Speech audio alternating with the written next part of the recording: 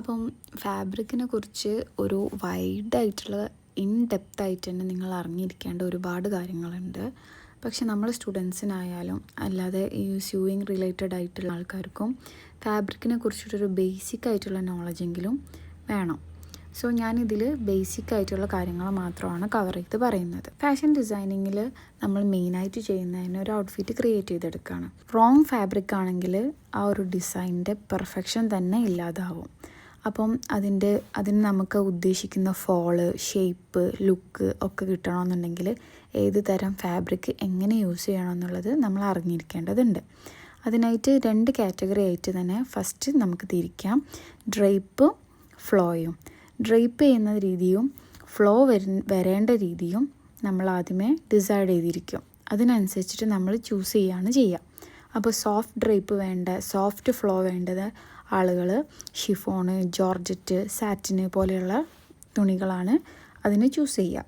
സ്റ്റിഫായിട്ടുള്ള ഡ്രൈപ്പ് വേണ്ടവർക്ക് cotton, linen, denim അങ്ങനത്തെ texture വരുന്ന ഫാബ്രിക്കാണ് ചൂസ് ചെയ്യുക. അപ്പോൾ ഇതുപോലെ തന്നെ നമ്മൾ കൺസിഡർ ചെയ്യേണ്ട കാര്യമാണ് ഫാബ്രിക്കിൻ്റെ ടെക്സ്ചർ, പിന്നെ നമുക്ക് വേണ്ട കംഫർട്ട്, ഏത് സീസണിലാണ് യൂസ് ചെയ്യുന്നത്, ഏത് ഒക്കേഷന് വേണ്ടിയിട്ടാണ് യൂസ് ചെയ്യുന്നത്, ഏത് ഏജ് കാറ്റഗറിയിലുള്ള ആളാണ് ഇത് യൂസ് ചെയ്യാൻ പോകുന്നതെന്ന്. അപ്പം കംഫർട്ടുള്ളൊരു ഡ്രസ്സാണെങ്കിൽ നമുക്കതിന് ഹാപ്പിനെസ് ഉണ്ടാവുള്ളൂ.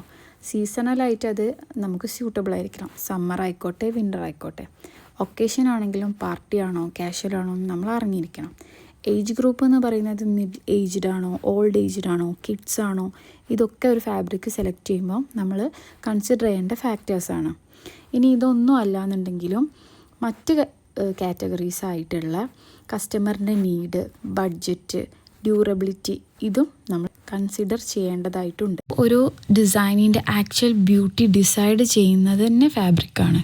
അപ്പോൾ ഓരോ ഫാബ്രിക്കിനും അതിൻ്റേതായിട്ടുള്ള ഡ്രൈപ്പ്, ടെക്സ്ചർ, കംഫർട്ട്, കളറ്, പിന്നെ കളർ അബ്സോർപ്ഷൻ എല്ലാം വേറെ വേറെ തന്നെയാണ്. അപ്പോൾ നമ്മൾ എന്ത് ചെയ്യണം, സ്ട്രക്ചറലായിട്ട് ഔട്ട്ഫിറ്റ് വേണോ, സോഫ്റ്റ് ഫ്ലോ ആയിട്ടുള്ള ഔട്ട്ഫിറ്റ് വേണോ എന്നുള്ളതൊക്കെ അനുസരിച്ചിട്ട് സെലക്ട് ചെയ്യേണ്ടതുണ്ട്. എന്നാൽ മാത്രമേ നമുക്ക് ഔട്ട്ഫിറ്റ് പെർഫെക്റ്റ് ലുക്കിലും പെർഫെക്റ്റ് ഫിറ്റിലും പെർഫെക്റ്റ് കംഫർട്ടിലും കിട്ടുള്ളൂ. So fabric selection is everything in fashion designing.